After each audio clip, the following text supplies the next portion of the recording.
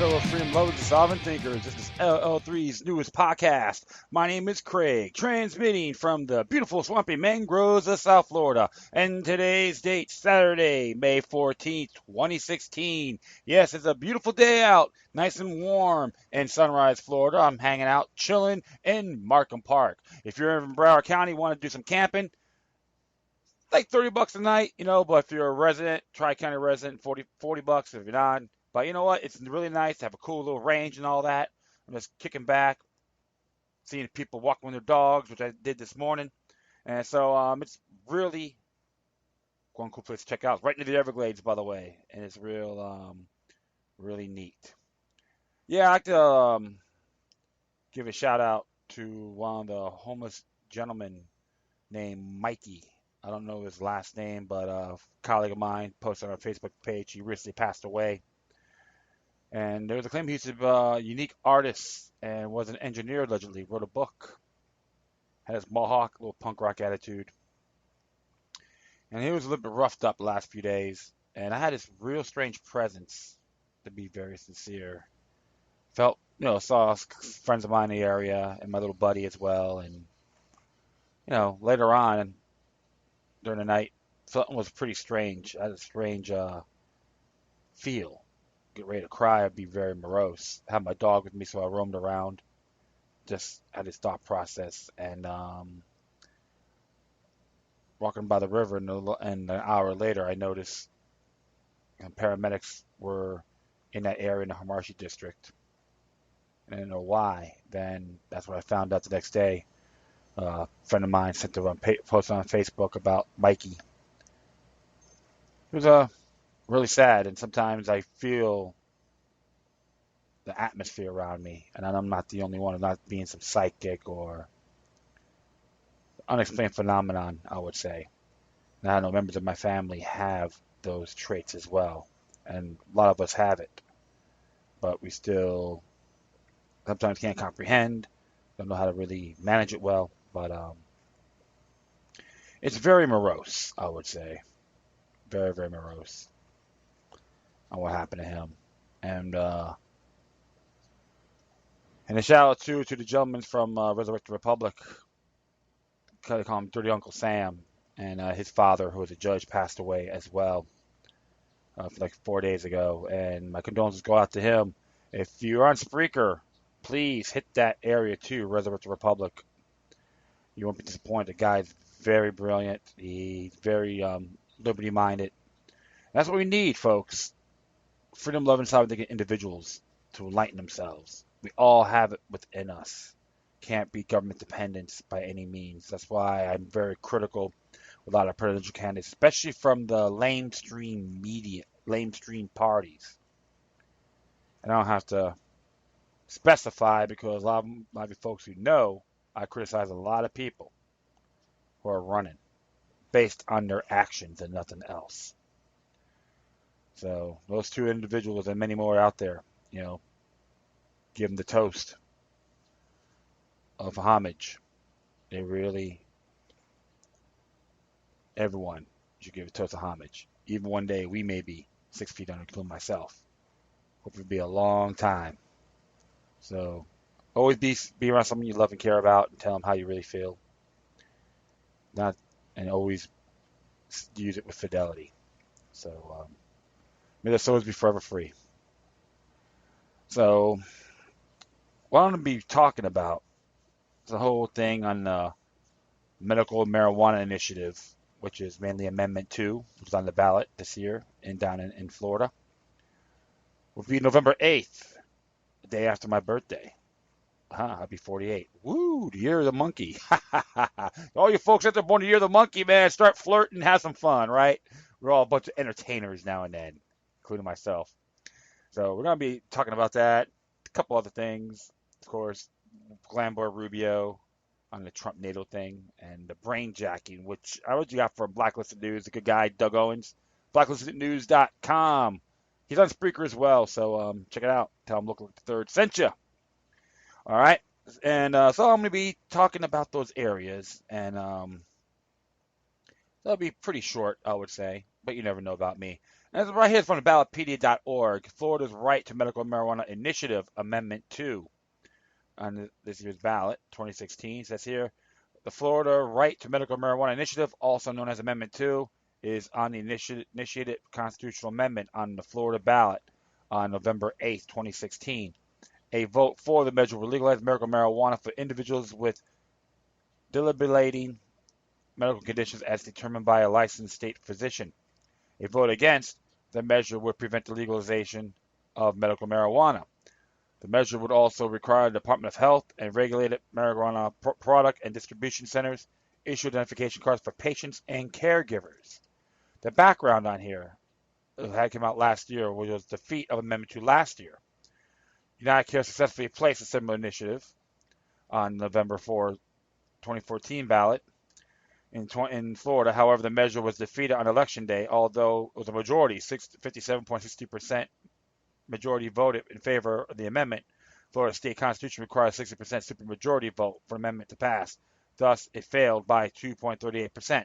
And I could say I'm not going to be critical on that 60% supermajority vote because how I see it is always a double-edged sword. Has its good and its bad. Even if it's a crappy amendment, which is a sham, you still got to have 60%. So that time I was disappointed, but not angry. But I was impressed on the people that really voted for it. So I knew in my heart, it was gonna be on it again. So I'm gonna continue on here. Following amendments to defeat, John Morgan, the central proponent and the largest donor of narrowly defeated measures, started planning a rerun for 2016. United for Care, which supported the narrowly defeated Amendment 2 of 2014, is supporting the 2016 Medical Marijuana Initiative.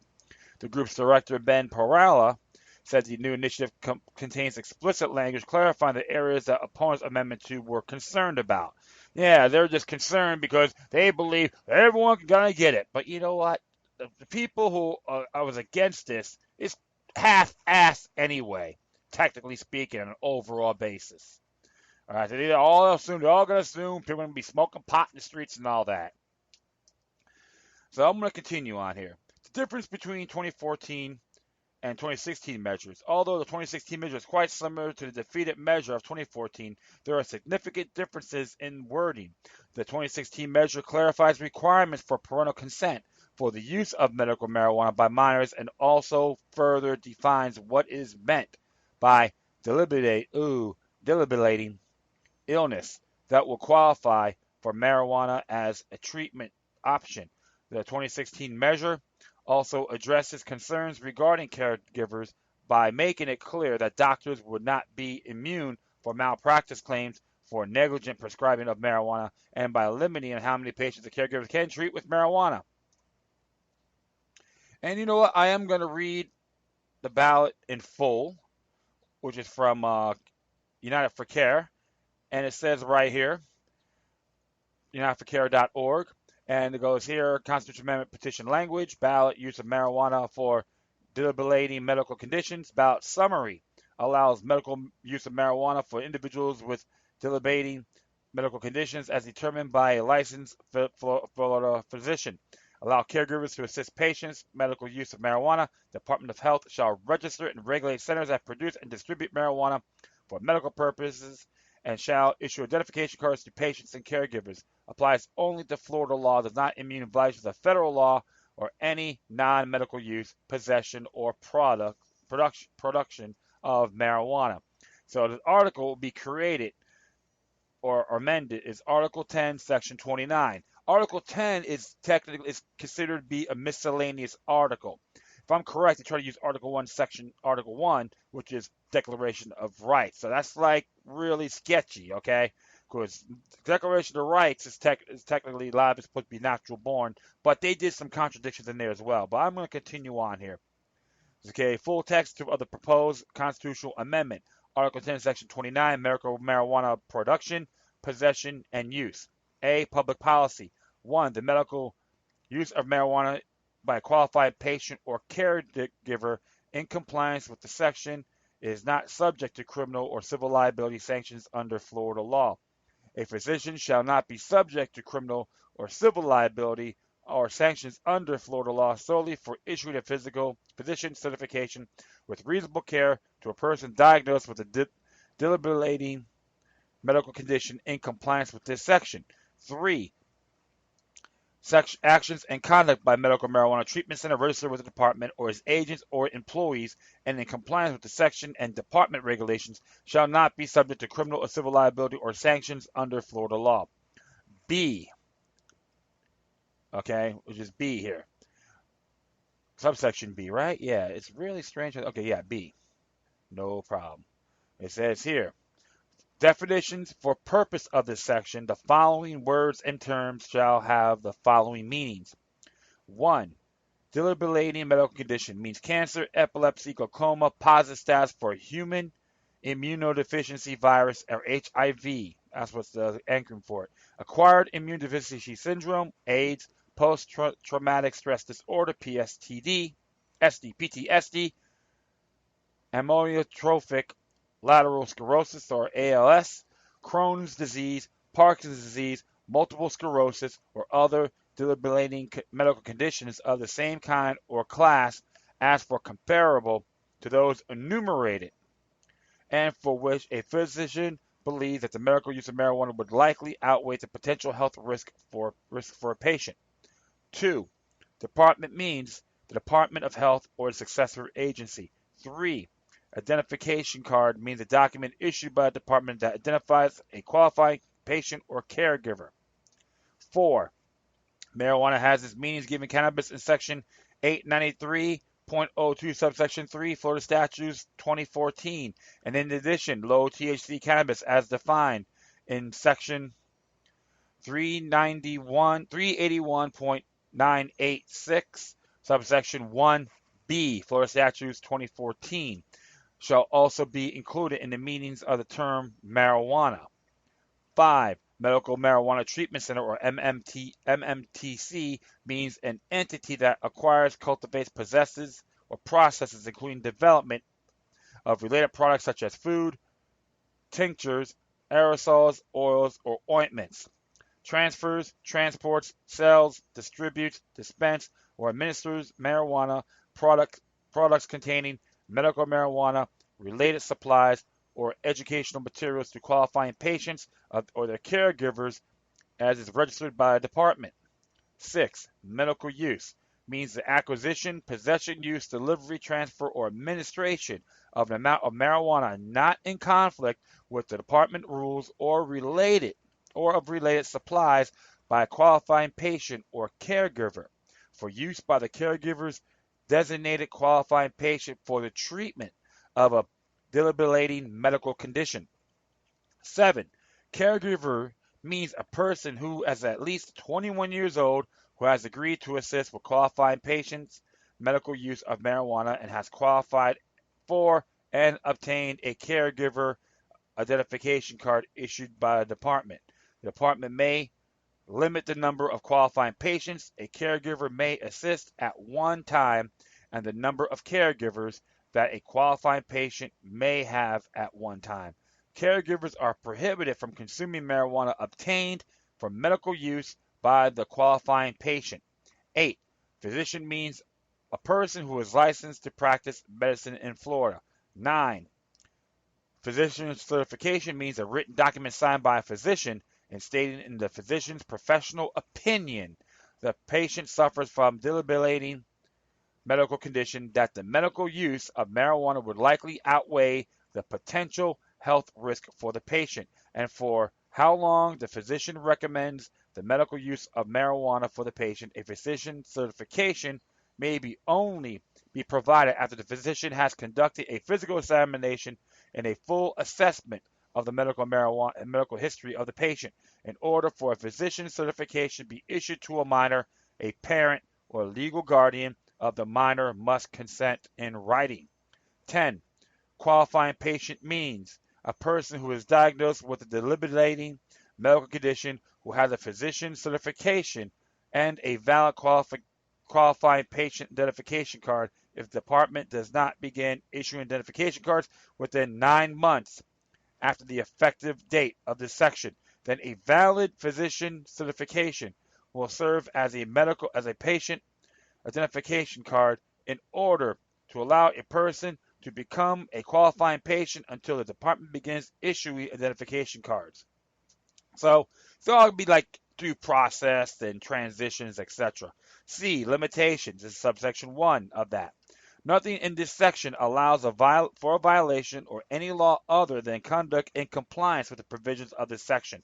2. Nothing in this section shall affect or repeal laws relating to non-medical use, possession, product, or sale of marijuana.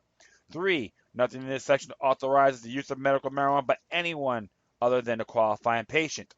4. Nothing in this section shall permit the operation of any vehicle, aircraft, train, or boat while under the influence of marijuana.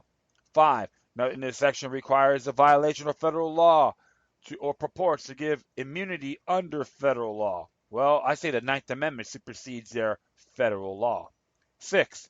Nothing in this section shall require any combination of any on-site medical use of marijuana in any correctional institution or detention facility or place of education or employment, or of smoking medical marijuana in any public place. 7. Nothing in this section shall require any health insurance provider or any government agency or authority to reimburse any person expenses related to the use of medical marijuana. So it's usually, I say this, in that aspect, it's up to the insurance company, the provider. They could make that decision. We don't need an actual law or a section of statutes to make that happen, right? 8. Nothing in this section shall affect or repeal laws relating to the negligence or professional malpractice on part of a qualified patient caregiver, physician, MMTC, or its agents or employees. So that's something really like you gotta look at, and that's really some interesting stuff here. Duties D. Duties of the department. The department shall issue reasonable regulations necessary for the implementation and enforcement of this section. The purpose of the regulations is to ensure the availability and safe use of medical marijuana by qualifying patients. It is the duty of the department to promulgate regulations in a timely fashion. 1. Implementing regulations in order to allow the department sufficient time after passage of this section. The following regulations shall be promulgated no later than 6 months after the effective date of this section. A. Procedures for the issuance and annual renewal of qualifying patient identification cards to people with physician certification and standards for renewal of such identification cards. Before issuing an identification card to a minor, the department must receive written consent from the minor's parents or legal guardian in addition to the physician certification. B.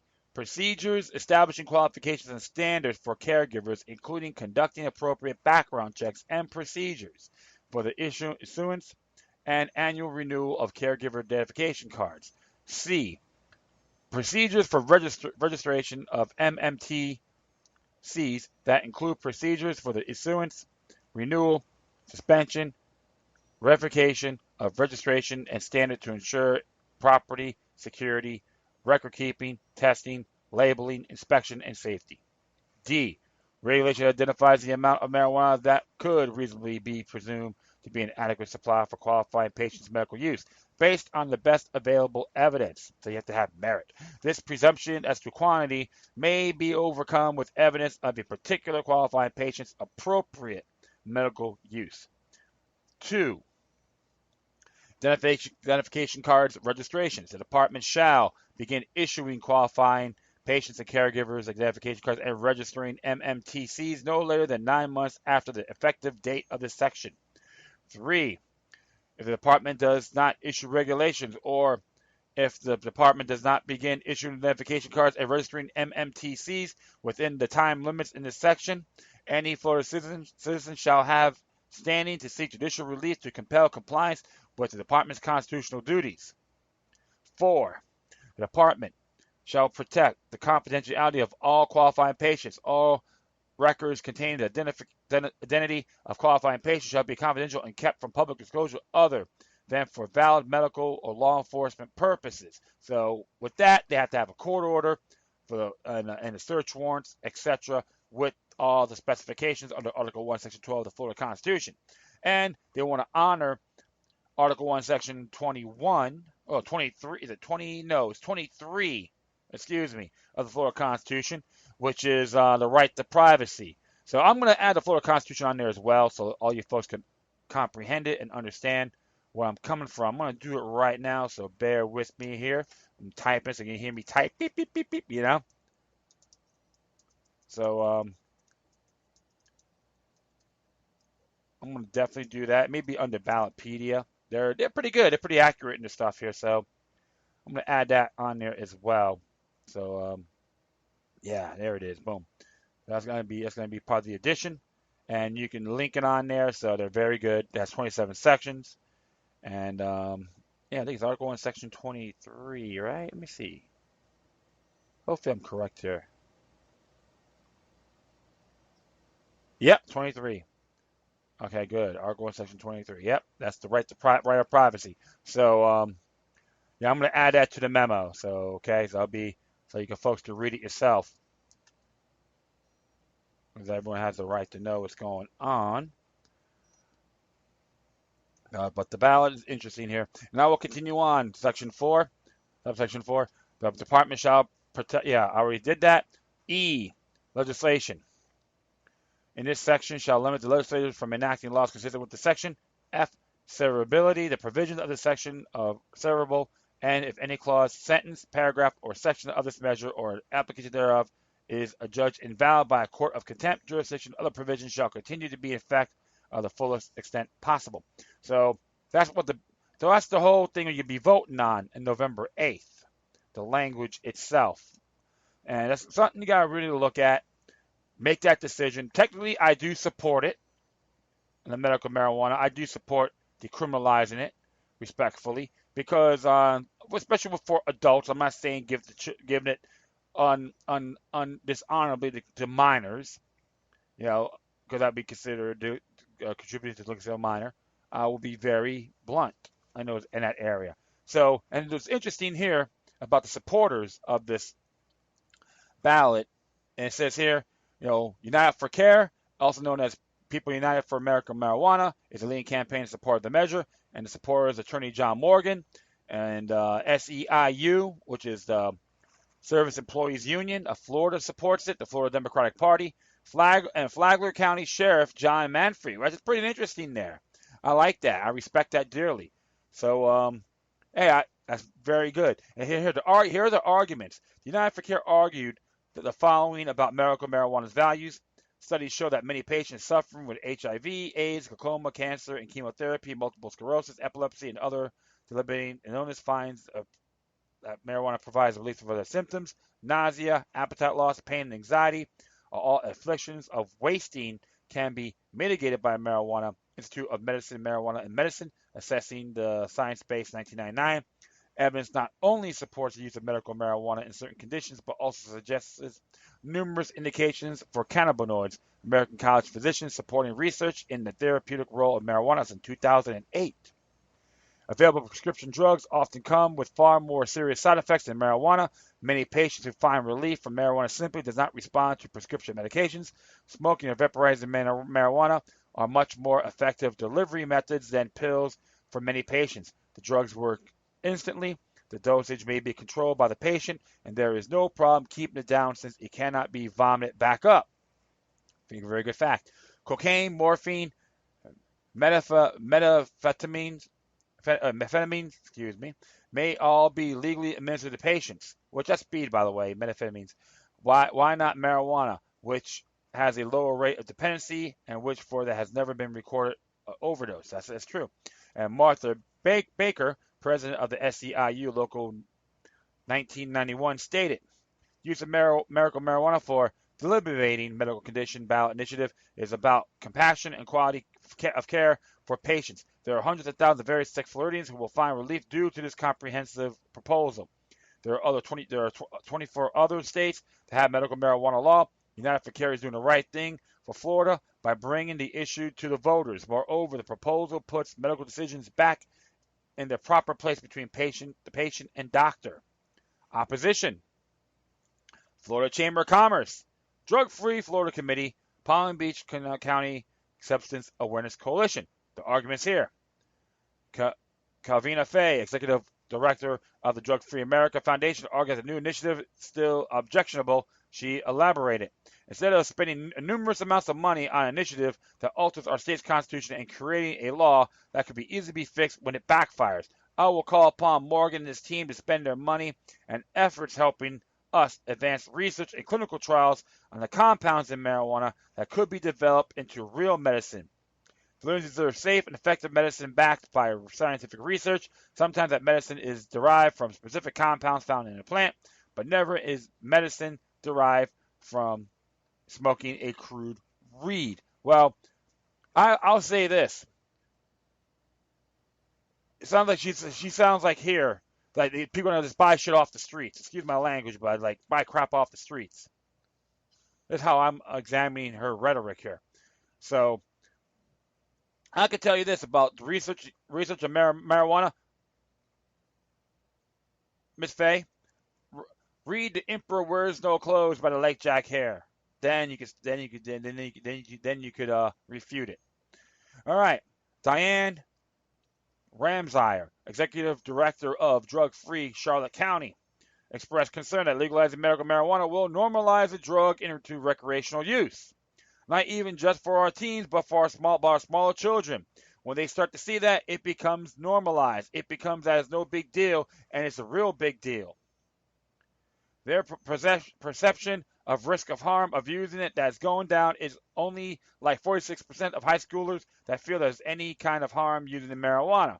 Well, here's another thing. They see people drink. They see kids drinking. You see a lot of kids here are still drinking beer and alcohol. That's a drug, right? I have a beer now and then. Yeah, that's a drug, but to me that's a want, not a need. Talk about medical marijuana. I expect it to be normalizing in recreational use. Well, I'll say this to you, Diane. It's very absurd. It's like the whole thing's like some devil's drug. I believe in industrializing it as a whole.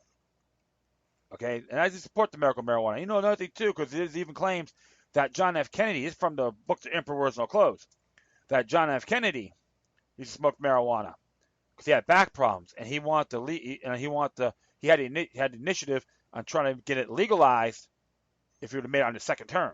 But look what happened. He got murdered. So something to think about. You can look it up too, my friends. Get that book, The Emperor's No Clothes by Lake Jack Hare. And it says right here, campaign finance support people for medical marijuana raised $107,528 in January 2016.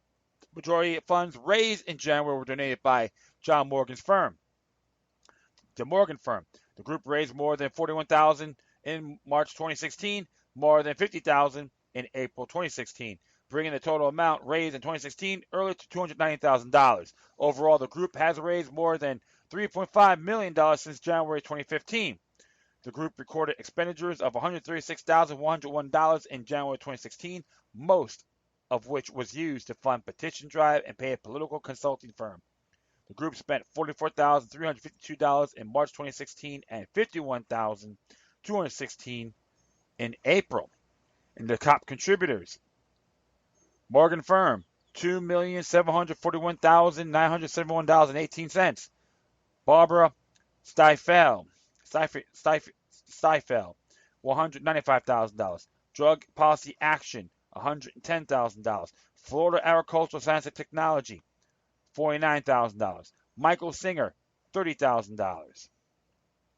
Reports indicate that of April 2016, Drug-Free Florida Committee has only received around $1,000 in contributions from one person. We got the media endorsements.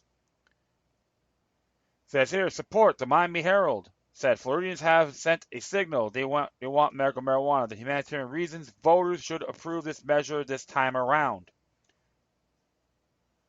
The Bradenton Herald, the editorial board opposed 2014 Amendment 2, but we support the 2016 version, which much approved with various clarifying revisions. Okay, so they say a little iffy too, which is understandable.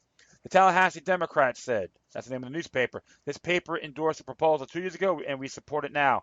As a doctor must decide for a patient in this prescribing pot, we think the potential benefits of the amendment outweighs its drawbacks. Opposition, Ballot P has not found media editorials opposing the measure. If you were aware, send it to them. So send it to me too, all right? Polls. Path of the polls. Says here, path of the ballot is right here. Supporters need to collect a minimum 683,149 valid signatures by February 1st, 2016 to qualify the measure for the 2016 ballot. Secretary of State website verified 700,270 signatures.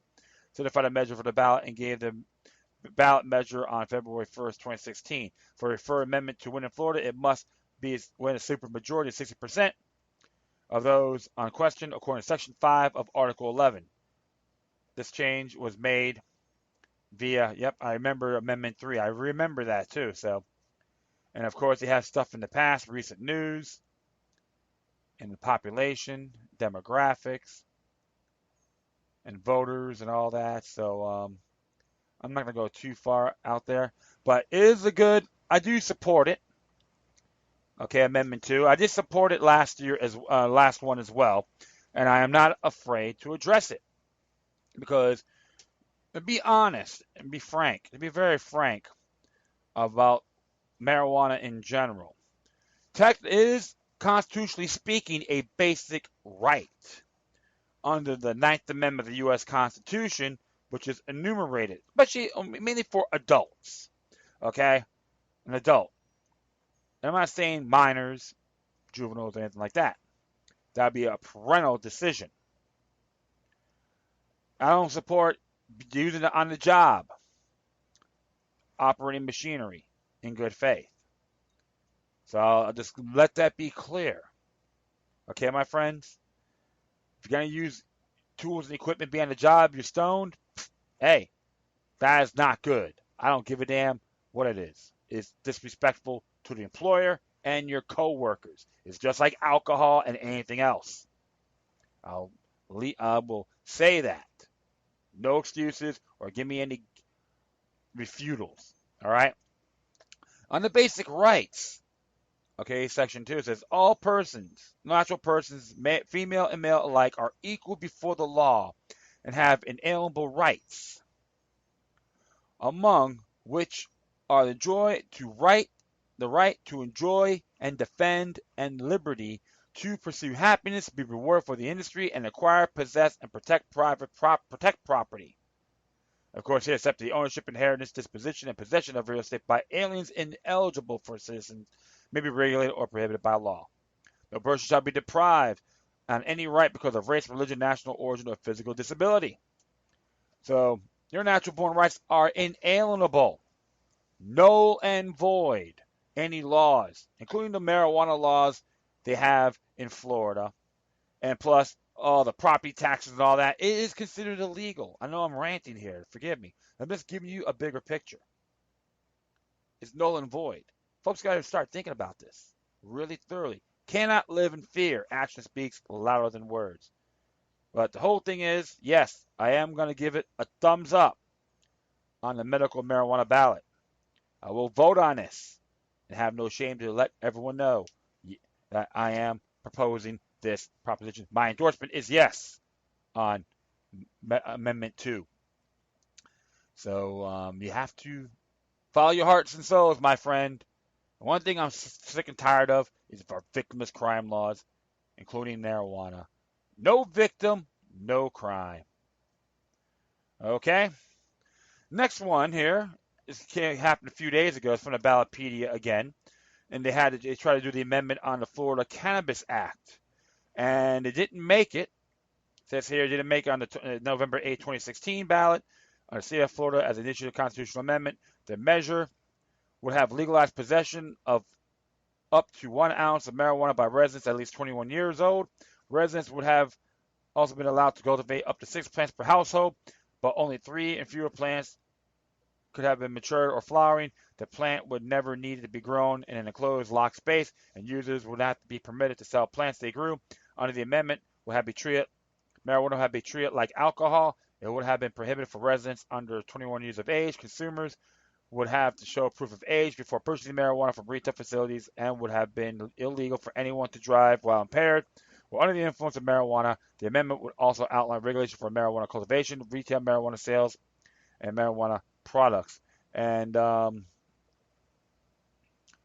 there's a lot of advocacies on here, and they didn't have enough signatures.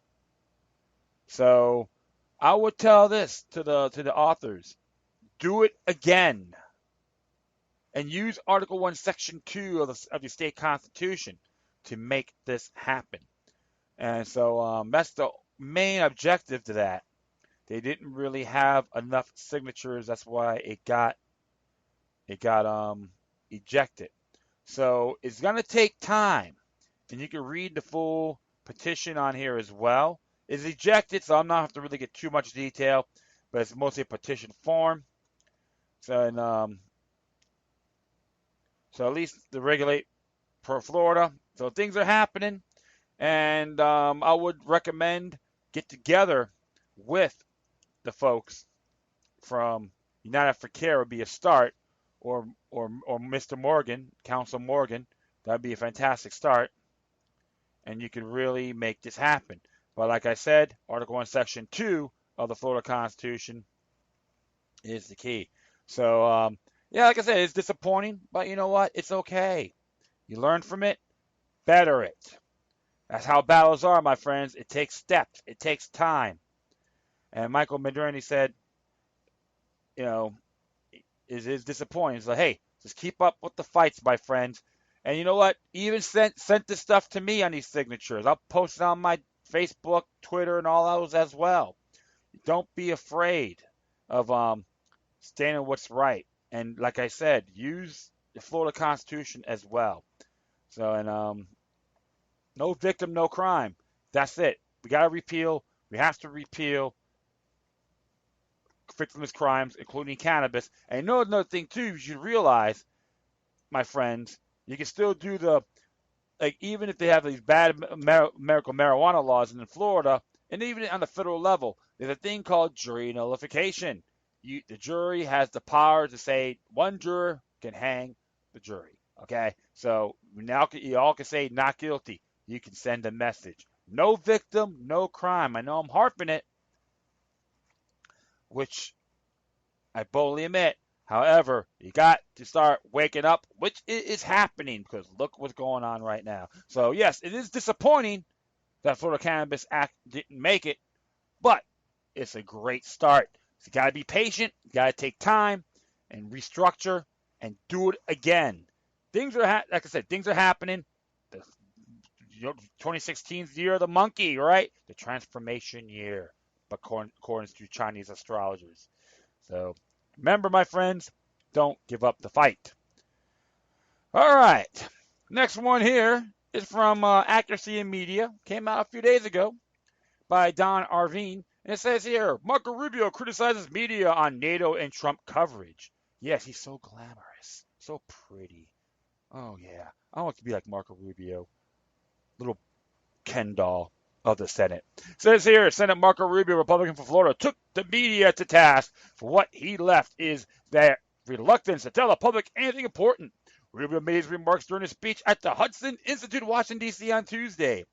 It is a lot easier to say, for example, why do we give all this money to NATO and all these other people that we're protecting do not? And it's easier to say that than to explain what would happen if you didn't. And so that doesn't mean you shouldn't do it. I just think it takes time. And quite frankly, to be fair, today's press that covers this process is not interested in covering any of that way. Rubio was referring to the media coverage of the GOP presumptive nominee, Donald Trump, repeatedly saying that NATO is obsolete and that the U.S. should pull out of the 28-nation alliance because it costs us a fortune with a little direct benefit. The former presidential candidate, who has yet to endorse Trump, is clearly frustrated that the media are willing to report on Trump's NATO remarks without explaining the ramifications of that withdrawal would mean to the U.S. and other members of the alliance. Rubio added that in his opinion, the reason that the media have failed to explain this issue in detail is that they don't know either. This sounds like It sounds a lot like when the Deputy National Security Advisor for Strategic Communication, Ben Rhodes, told New York Times magazine about the media when he said that the average reporter in Washington literally knows nothing. Frankly, I can't disagree with that assessment. Well, I'll say this. NATO is part of the one world order, the imperial elite, an empire. And what's the matter, pretty boy Rubio? You've had to look in the mirror a few times to still say that NATO's not obsolete?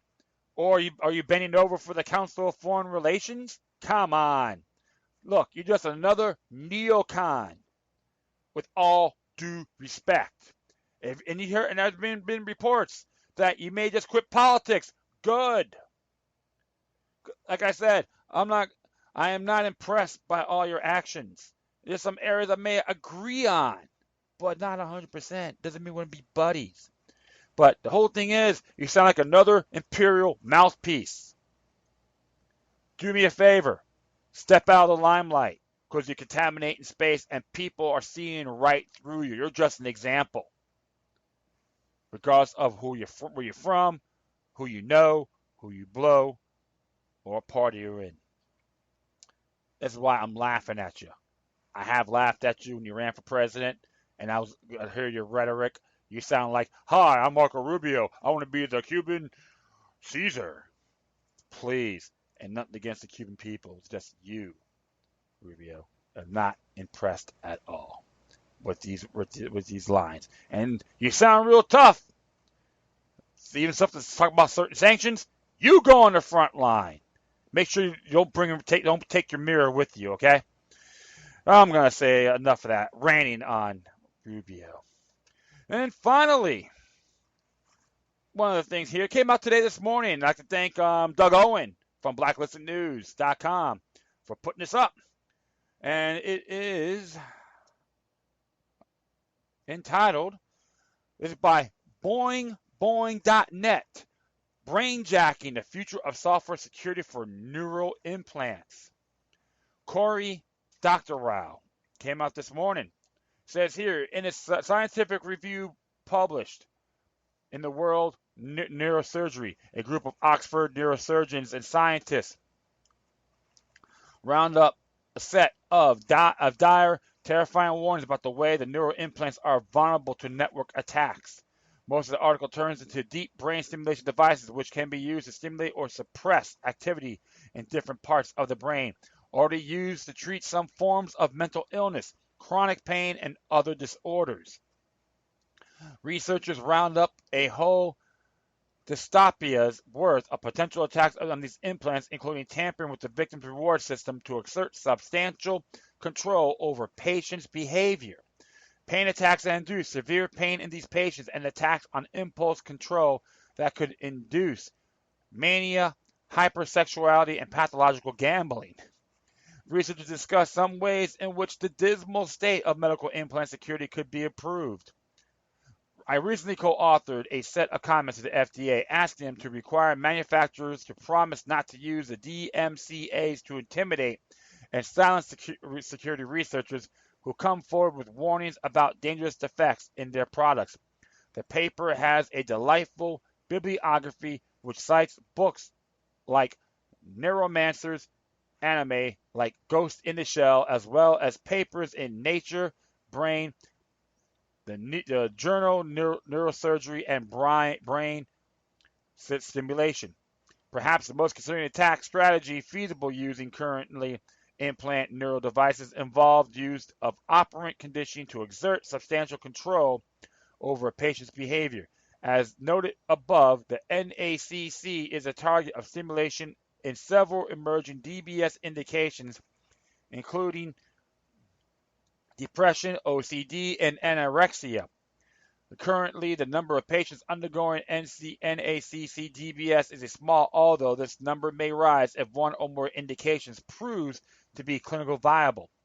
The enhancement, attenuation of positive reinforcement affected by NACC simulation as well has been well demonstrated in humans and other animals 73, and indeed is a core component of the rationale for its value as a target in such a broad range of conditions, 74 to 76. Sufficient control over the IPG could enable use of operant conditions to modify the behavior of the victim, potentially reinforcing harmful behaviors. This strategy would require even a greater level of sophistication on the part of the attacker than required by most of the attacks discussed above. One would need continuous control over the IPG for an extended period of time, along with the means of surveillance over the victim. It would also be feasible for the attacker to use a wireless relay device placed near the victim to remove the need to be close physical proximity, but placing this device without detection would bring its own challenges. And this right here too has a whole thing of brainjacking, implant security issues, invasive neuromodulation. All right, putting one shaft. We can read the rest here. As high-rise place. Okay. That is it, to be honest. There's a lot of stuff in here you can read as well. So, but this boing boing is very interesting, and so you gotta really look at everything in a bigger picture here. And let's just see what it has here. And I'm just gonna do a little, check this out. Yeah, there's an article on here as well. You guys can check it out on the brainjacking, implant security issues, and invasive neuromodulation. You might have to subscribe, but that's okay. So there's a lot of extra goodies in here as well. But you know what? Thank Lori for that. Yeah, you know what? I'm not really too keen with these whole implant brainjacking stuff. Like there's Ghost in the Shell. Yep, I've seen that movie, but it was pretty interesting, pretty bizarre. But and of course, you can check out Human Resources too. How to use remote control on the cows and so forth. I'm not crazy about it myself, but I don't trust it. I endorse anyone not to use it because it may lead to other negative side effects, including tumors in the brain. All right, because it's a foreign object, artificial object in your organ. That is really scary. So that is really it. I thank everyone for listening to the show. Plus, feel free to download and circulate this and the rest of my archives through your social media networks. If you have any comments, compliments, love letters, hate letters, criticisms, don't matter. I recommend everyone use decorum. It would be greatly appreciated. You can hit me on Facebook, Twitter, Google+, Spreaker, iHeartRadio, YouTube, Tumblr, Freedoms Network, and Scene.life. Or you could email me at LokiLuck3, which is number 3 altogether, at gmail.com. Before I go, I'm going to play a cool little song from a friends of mine. They're on hiatus right now. It's called The Crude Brood.